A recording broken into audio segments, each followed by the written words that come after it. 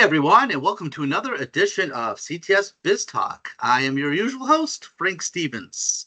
Today we have a very exciting topic, at least I think it's exciting, and I brought along one of our techs on the team. Nick, welcome to the party. Fantastic. I'm glad to be here. And honestly, I too think it's exciting. Because I always hear about how you're talking on just like, oh, how like we're preventing these like cyber attacks and everything. But we all know like they're still gonna happen, right? Someone is gonna still click on a link, someone is still gonna, accept an email that they shouldn't, right? Yep, We know what's gonna happen.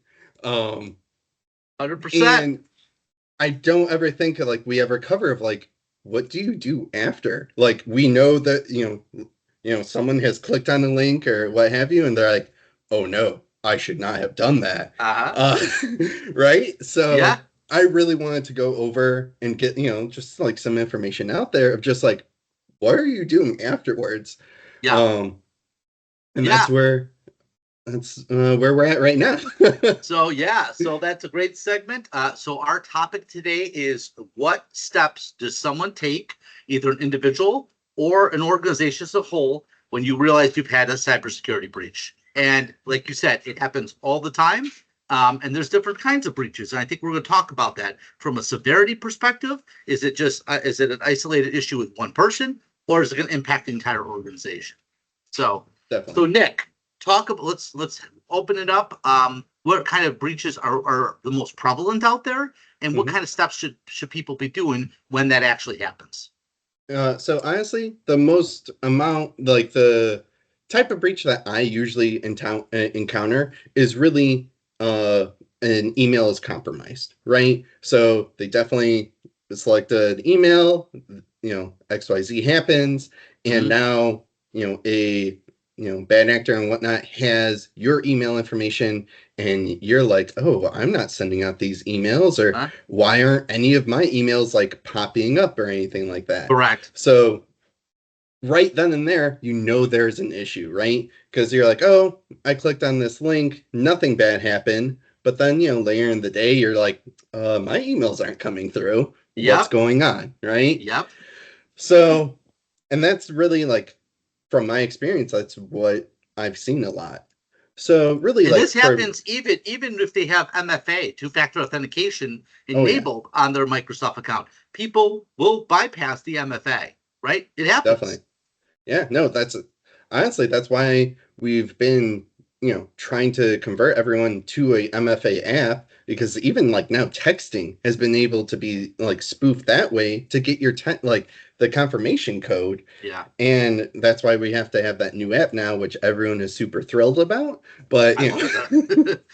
Yeah. uh, so with Awesome. that though, yeah, no. So I think really like just going for the first step of like, oh no, your emails, something is super weird happening with your email account, right?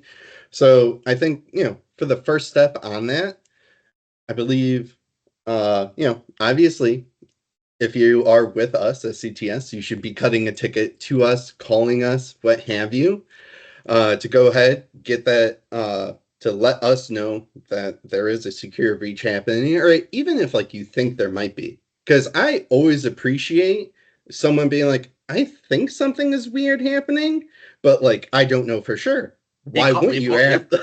Err on the Right? side of caution. 100%. Yes. Always. And like that's the best part. I would love a ticket. I always love a ticket where it's like I think something weird is happening. I go, I Yeah. investigate. I'm like, no, just like a setting was like changed or what have you. Yeah. Nothing is actually happening, and the user's good to go. Right? It's almost a clear mind uh, for them. Now, in the situation where something is actually happening, I'm taking a look at your account. I'm like, ooh, no, this is actually bad. Hmm. Then we need to take steps on our side and everything, and I'll do a full investigation on what's happening, who's accessing your account, all that fun stuff. But as you for a user, right? Maybe you're out and about, it's a weekend, you can't for whatever reason immediately contact us to assist you in that step there. um Really, it's, I think, for your email, right? The first steps on what you're doing, right? Other than contacting us.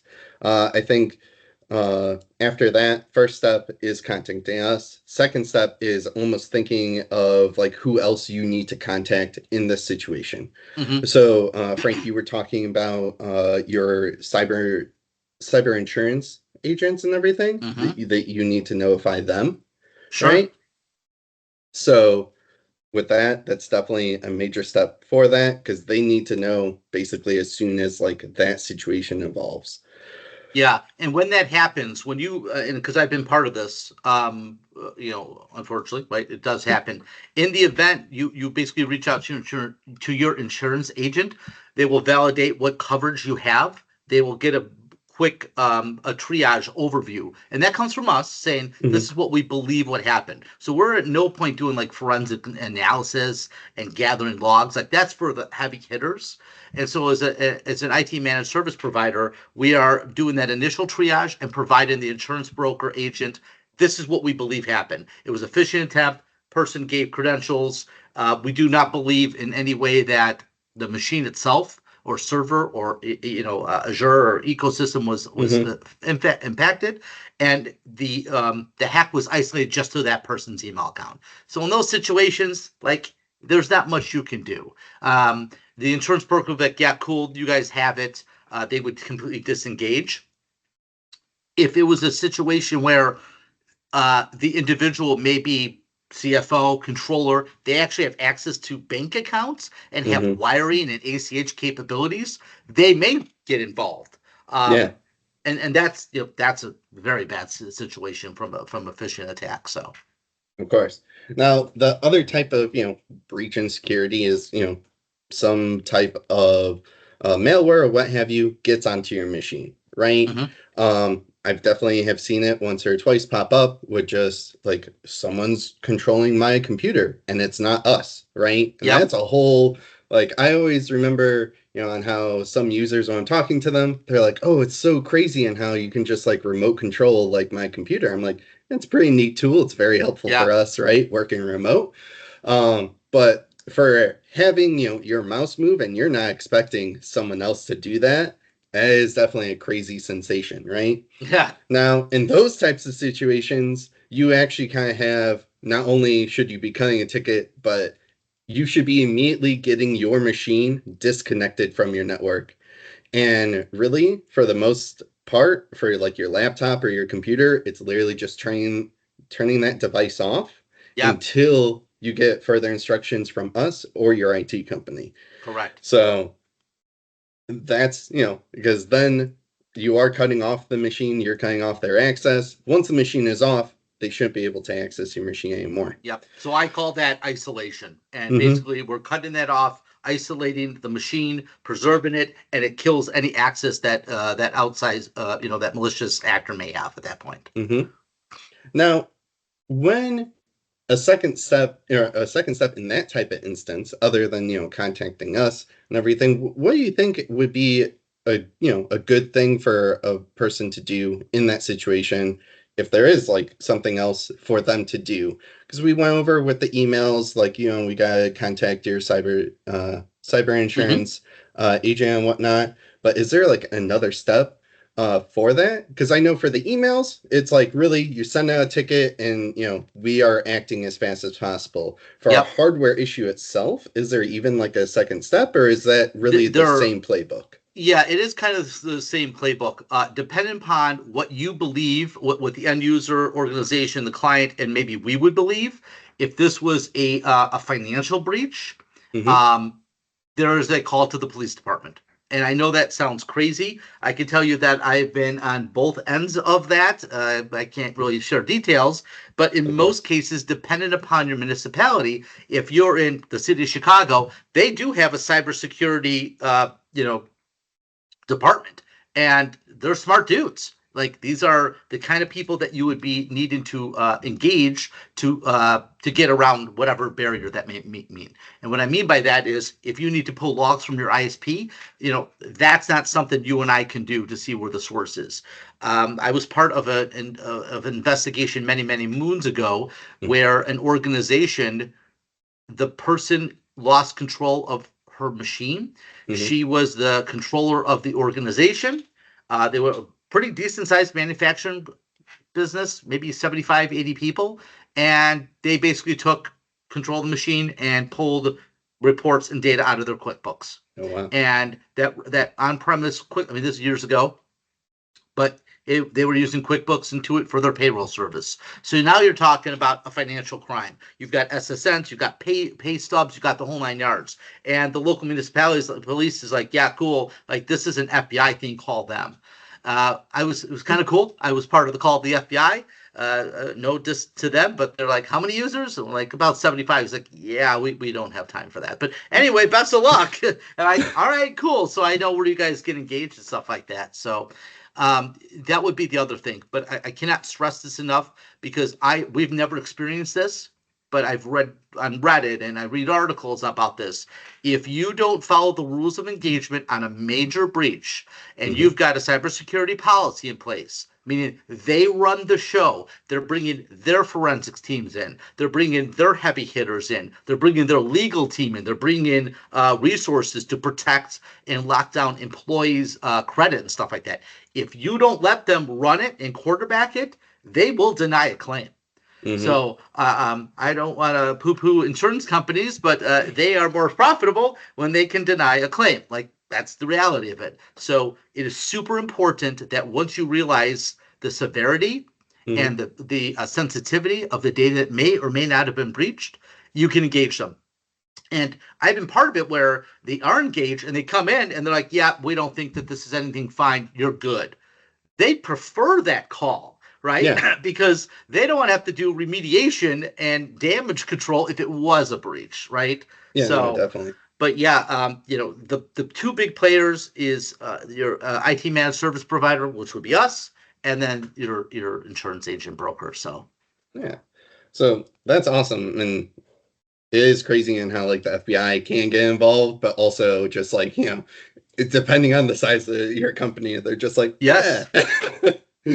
Yeah, and it's kind of the other thing is like so we offer an entire cybersecurity stack, which includes EDR and MXDR, and what that means is for those who don't know, that is backed by a SOC, which is a SOC is a Security Operations Center. So we have 24-hour monitoring of all of our clients' infrastructure from computer servers, the entire network, their Microsoft, their if you guys are using Salesforce, HubSpot, anything SaaS up in the cloud, they can keep an eye on. So they typically will also get engaged and work with the with your insurance company's forensic people to help provide any kind of logging and stuff like that. So that would be the other party that would be part of a major breach.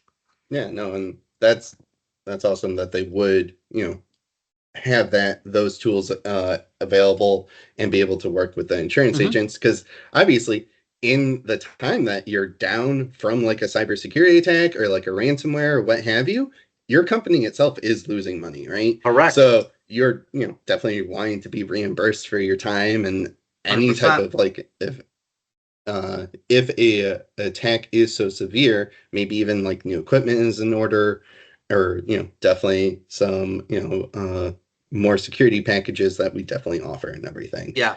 Now, yeah, that downtime, real quick, and then I'll let you continue. But that downtime is serious. And the bad part of it is if and I've seen this and also read about this, if the insurance organization comes in and says, "Cool, we need those assets because we need our forensics guys or the FBI's, we want it to seize the assets, the servers, the computers." You don't get a say in that, which kind of sucks, right? Yeah. We're taking your stuff, and it could be a day, it could be 2 weeks. You don't know. So that's where we get re-engaged as your IT managed service provider, because we may need to come in and buy a new server, buy new hardware, and then start rebuilding computers, restore your server from the cloud, the air gap backup that we may have or should have, right?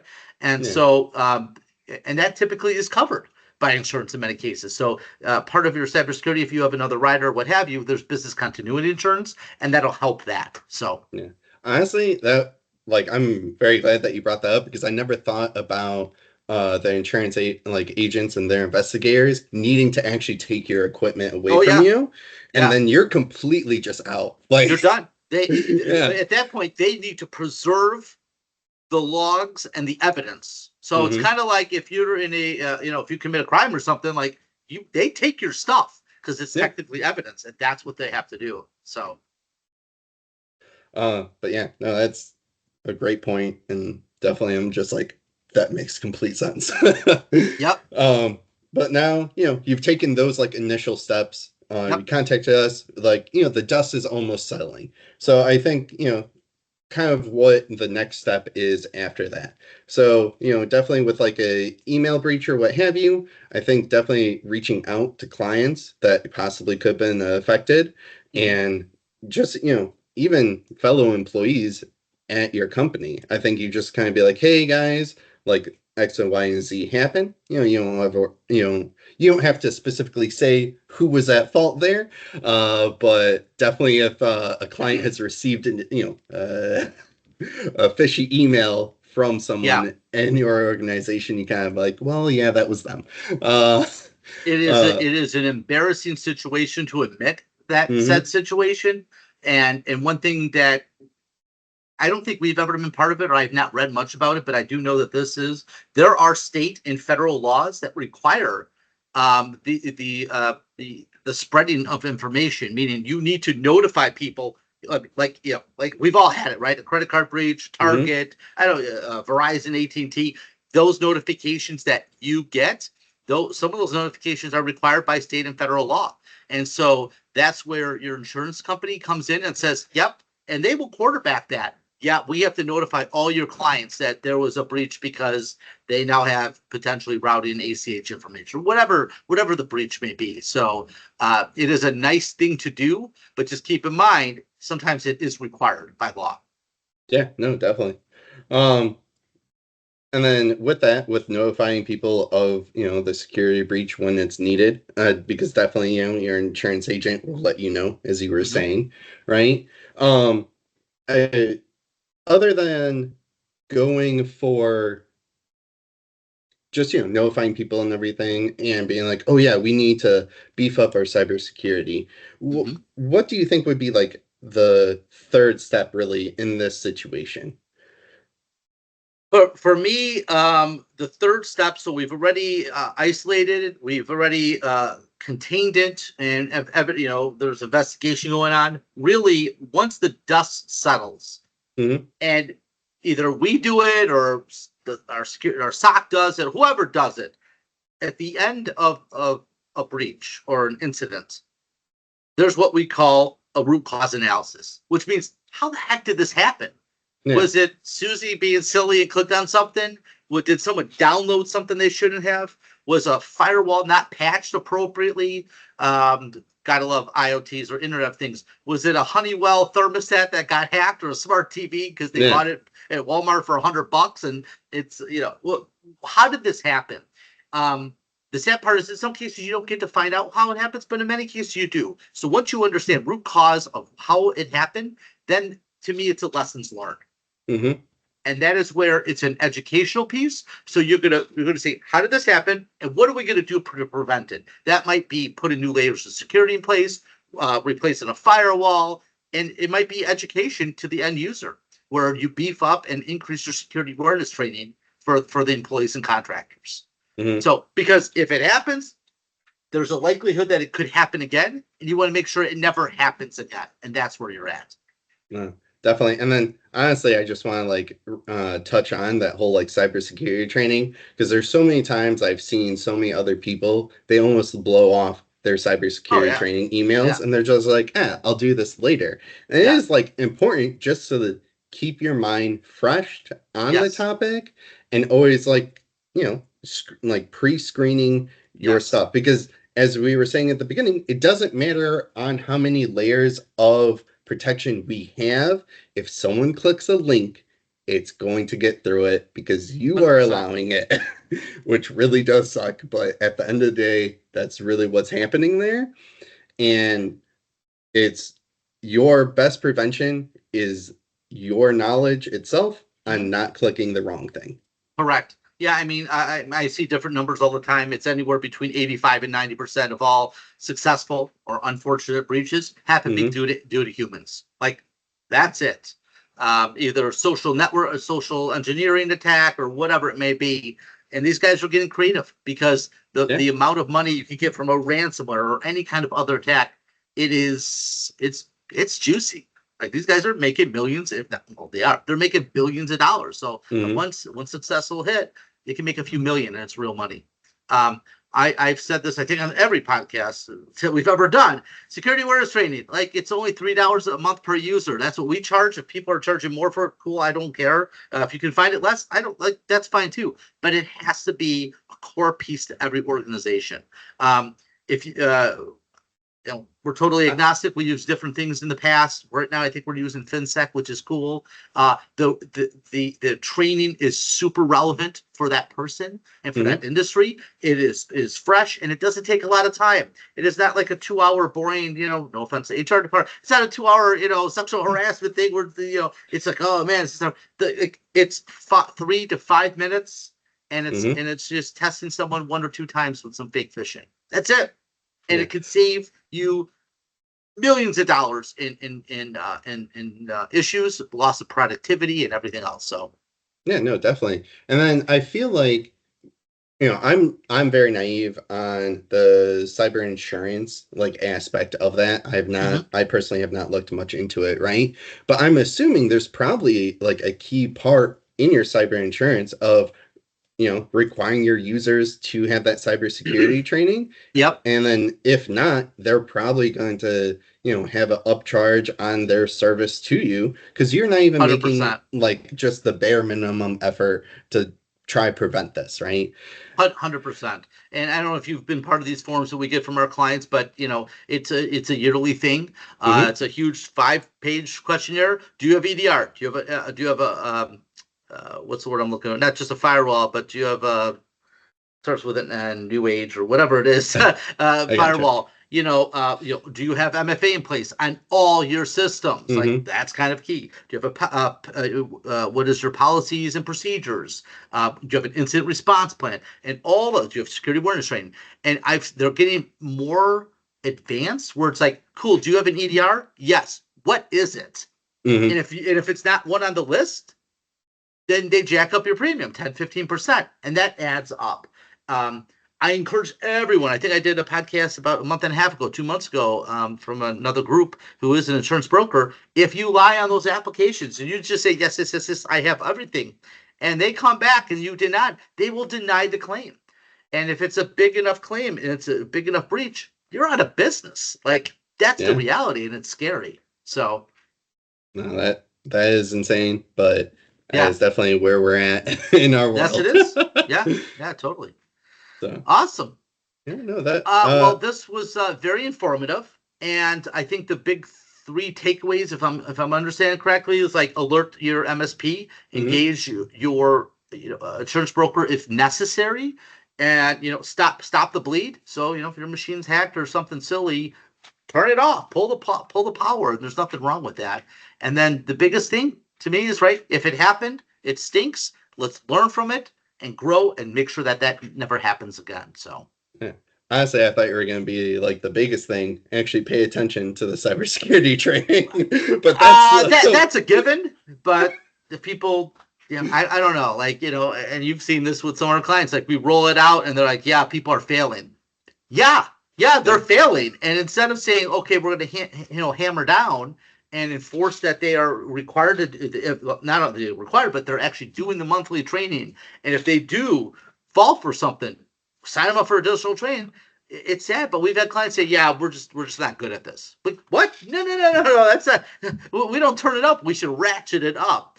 And I love that we do have some clients that take it super seriously. Like, we have 2 or 3 clients. You hire someone, part of their onboarding process, and you clients know who you are because I've gotten this idea from you, so thank you much. But, like, they don't get to touch a company asset until they go through their training. And yeah, that's amazing. Have them go through 5-10 modules to know what are the bad things out there, what to look for, because you have to protect the assets. You have to protect the organization. So You definitely do. And with that new user, you don't know their background. You don't do. know their experience Correct. or the, the previous company policy. They might have Correct. been super lax, and we're definitely trying to prevent that. Yeah. But no, I thought this was great. Thank you very much for having me Yeah. on this. Yes. Can't wait to be a part of another one there, and hopefully Sounds with good, Nick. as good information. Sounds good. Well, thank you, everyone. Hope you got some knowledge nuggets out of this podcast. If you did, please like, subscribe, and share. And thank you for listening. Take care, everyone. Thank you much. Bye-bye.